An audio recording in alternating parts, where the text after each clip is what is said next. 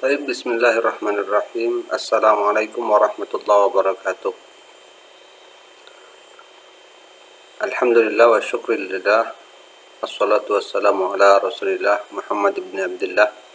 Man yahdihillahu fala mudhillalah wa may yudlil falan tajida lahu waliyan mursyida. Wa ba'du. Baiklah, pada kesempatan kali ini saya Fauzi dari kelompok 10 akan mempresentasikan tentang cara menentukan populasi dan sampel dalam penelitian kuantitatif. Untuk menentukan populasi dan sampel dalam penelitian kuantitatif, maka yang pertama harus kita ketahui adalah populasi. Populasi adalah sekumpulan elemen-elemen yang lengkap seperti orang, institusi, pekerjaan, yang paling sedikit memiliki satu karakteristik yang sama. Misalnya, kadar posyandu di wilayah kerja puskesmas desa tutup. Populasi dapat diturunkan ke dalam sub-subdivisi berdasarkan satu atau lebih spesifikasi yang disebut dengan strata populasi atau population stratum. Misalnya kadar posyandu puskesmas desa tutup yang berusia di atas 30 tahun. Definisi lain menyebutkan bahwa populasi adalah seluruh kelompok orang atau objek yang menarik perhatian peneliti. Pengertian menarik perhatian di sini adalah sesuai dengan kriteria yang peneliti tentukan dalam penelitian. Kemudian kita lanjut pada poin selanjutnya, yaitu elemen dan parameter populasi. Setiap populasi mempunyai unit atau anggota yang disebut dengan elemen. Misalnya, setiap kadar posyandu merupakan elemen dari populasi kadar posyandu desa tutup. Populasi memiliki karakteristik secara statik yang disebut dengan parameter atau population parameter, seperti rata-rata usia populasi. Hal-hal yang harus diperhatikan dalam memilih populasi yaitu yang pertama, populasi harus berkaitan dengan permasalahan penelitian yang diangkat dalam rumusan masalah. Misalnya, jika masalah penelitian adalah perilaku pemberian ASI eksklusif yang rendah pada ibu bayi di kota A, maka sebagai populasi adalah ibu bayi di kota A, bukan di kota B. Yang kedua, memperhatikan sumber daya yang dimiliki peneliti, termasuk biaya, tenaga peneliti, dan waktu yang dialokasikan. Yang ketiga adalah ukuran populasi. Ukuran populasi jangan terlalu luas agar peneliti dapat menyelesaikan laporan dalam waktu yang telah ditentukan. Namun, juga jangan terlalu kecil untuk menjamin hasil penelitian yang dapat dipertanggungjawabkan. Yang keempat, keterjangkauan peneliti saat pengambilan data juga harus diperhatikan. Jangan sampai ada responden atau sampel yang tidak tercapai akibat jangkauan populasi yang terlalu luas. Setelah memahami tentang populasi, maka kita beralih pada sampel. Sampel adalah bagian atau pecahan dari keseluruhan atau bagian dari keseluruhan himpunan yang dipilih oleh peneliti untuk beradaptasi dalam penelitian.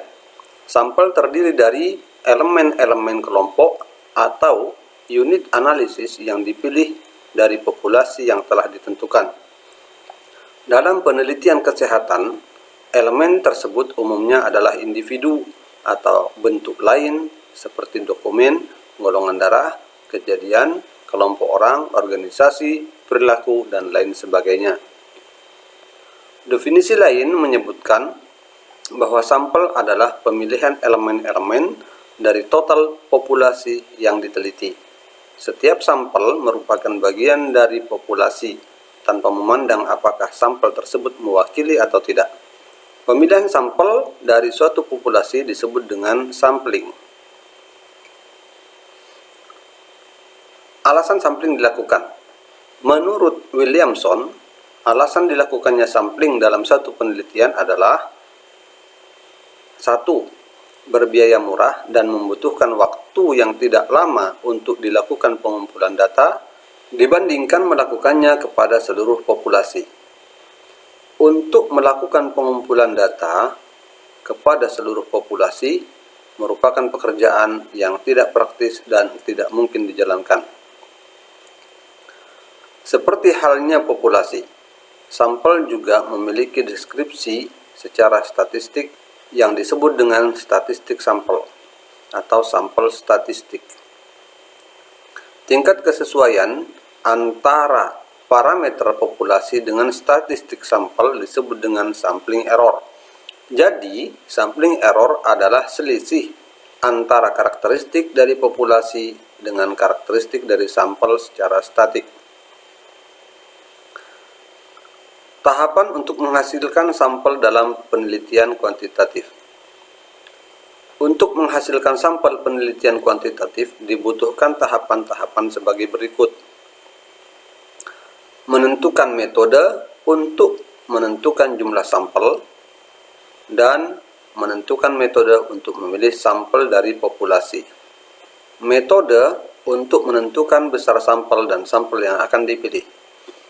Dalam menentukan besar sampel dan sampel yang akan dipilih, pada dasarnya peneliti dapat menggunakan dua metode, yaitu yang pertama metode probabilitas dan yang kedua metode non-probabilitas.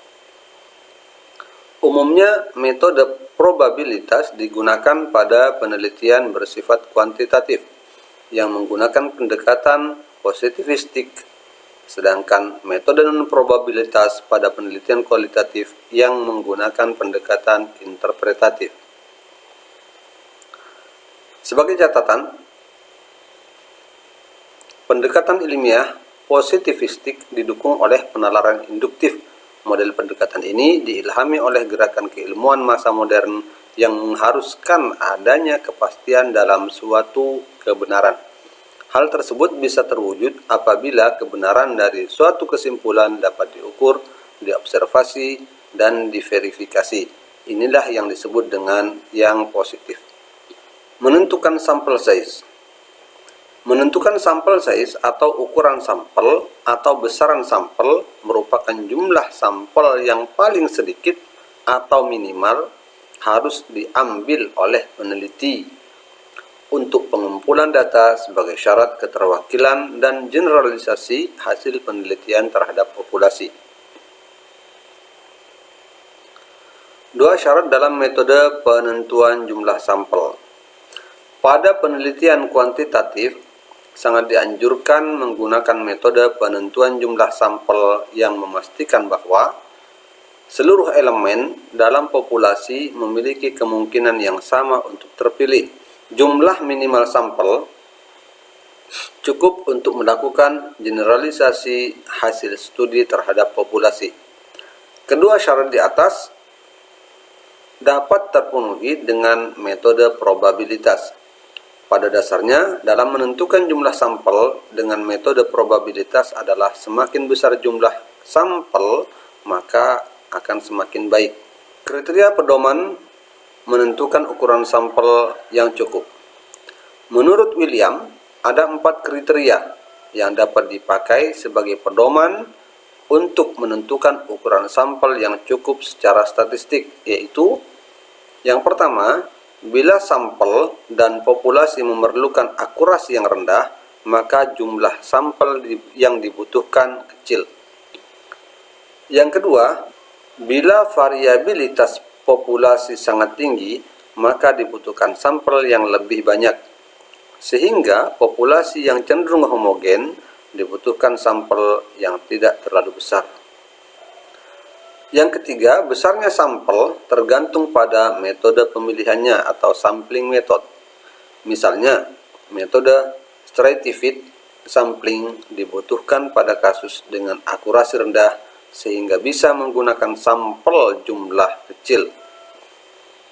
Hal ini berkebalikan dengan metode simple random sampling atau systematic sampling. Keputusan untuk menggunakan rumus besar sampel sebaiknya ditentukan dengan memperhatikan metode analisis yang akan dipakai. Misalnya, jika analisis data yang akan digunakan bersifat kompleks, maka sebaiknya menggunakan jumlah sampel yang besar. Referensi lain menyatakan, jika populasi penelitian sangat besar, di atas 10.000 misalnya, maka pengambilan sampel dapat dilakukan dengan presentasi relatif terhadap populasi. Adapun pedoman pengambilan sampel yang disarankan adalah, yang pertama, jika populasi kurang dari 10.000, maka jumlah sampel yang disarankan adalah 30%. Jika populasi lebih dari 10.000, maka jumlah sampel yang disarankan adalah 10%. Jika populasi lebih dari 150.000, maka jumlah sampel yang disarankan adalah 1%. Jika populasi lebih dari 10 juta, maka sampel yang disarankan adalah 0,025%. Namun demikian, jumlah sampel yang ditentukan sebaiknya tidak terlalu kecil, undersize, dan tidak juga terlalu besar atau oversize. Baik, kita lanjutkan pada metode untuk menentukan jumlah sampel dengan teknik probabilistik. Metode untuk menentukan jumlah sampel dengan teknik probabilistik pada dasarnya dapat dilakukan dengan 3 cara, yaitu Pertama, pendekatan dengan menentukan power penelitian. Pendekatan dengan menentukan power penelitian. Yang kedua, pendekatan dengan menentukan confidence interval penelitian. Dan yang ketiga adalah menggunakan simulasi komputer. Cara pertama dan kedua menggunakan pendekatan statistik inferensial. Sedangkan metode ketiga menggunakan bantuan komputer untuk melakukan perhitungan. Umumnya, teknik yang dipakai adalah bootstrapping dan metode simulasi Monte Carlo. Menentukan sampling frame. Tahap selanjutnya, setelah besar sampel ditentukan adalah menentukan teknik pemilihan sampel dari populasi yang disebut dengan sampling frame atau metode sampling. Proses yang dilakukan peneliti dalam memilih sampel dari sebuah populasi untuk menghasilkan informasi yang sesuai dengan fenomena yang diteliti disebut dengan sampling. Prinsipnya, dalam metode sampling pada penelitian kuantitatif adalah menggunakan teknik probabilitas. Teknik non-probabilitas dapat dilakukan jika secara praktis tidak mungkin dilakukan dengan teknik probabilitas. Metode sampling dengan teknik probabilitas didasarkan pada sifatnya yang random atau acak. Pengertian random atau acak adalah setiap elemen dalam populasi yang memiliki kesempatan yang sama untuk terpilih sebagai sampel. Pada teknik random sampling, seorang peneliti terlebih dahulu harus mengetahui seluruh elemen dari populasi, mempersiapkan daftar populasi, dan sampel secara acak diambil dari daftar populasi tersebut. Macam-macam teknik sampling probabilitas menurut Fink. Yang pertama, simple random sampling. Metode simple random sampling menggunakan teknik probabilitas sampling sederhana. Ada 3 karakteristik utama dalam simple random sampling, yaitu yang pertama, hanya terdiri dari satu langkah atau proses. Yang kedua, setiap subjek atau objek memiliki kesamaan peluang untuk dipilih. Yang ketiga, populasi dapat diidentifikasi dan dibuat daftar. Teknik yang kedua adalah stratified random sampling. Pada teknik stratified random sampling, populasi dibagi-bagi ke dalam sub-sub kelompok atau strata. Kemudian, pada tiap sub kelompok ini, sampel dipilih dengan simple random sampling. Teknik ini lebih kompleks dibanding simple random sampling.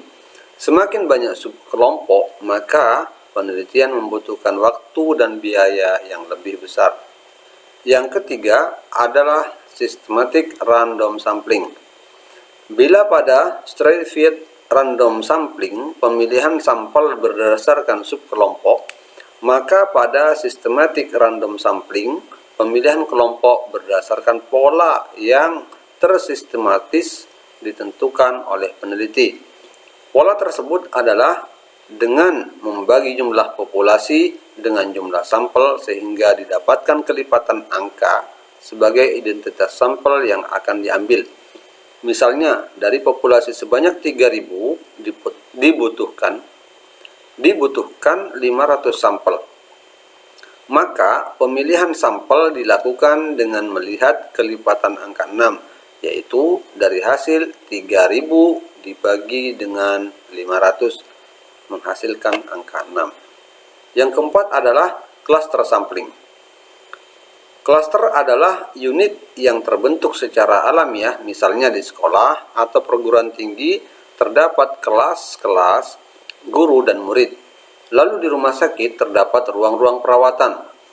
Pada teknik ini, pemilihan cluster dilakukan secara acak. Jika sebuah rumah sakit terdiri dari 12 pavilion rawat inap, maka untuk keperluan sampling, seluruh pavilion tersebut memiliki kesempatan yang sama untuk terpilih. Cluster sampling biasanya dilakukan pada penelitian dengan skala besar. Perbedaan dengan stratified random sampling adalah pembagian populasi ke dalam cluster-cluster dilakukan secara alami, bukan ditentukan oleh peneliti.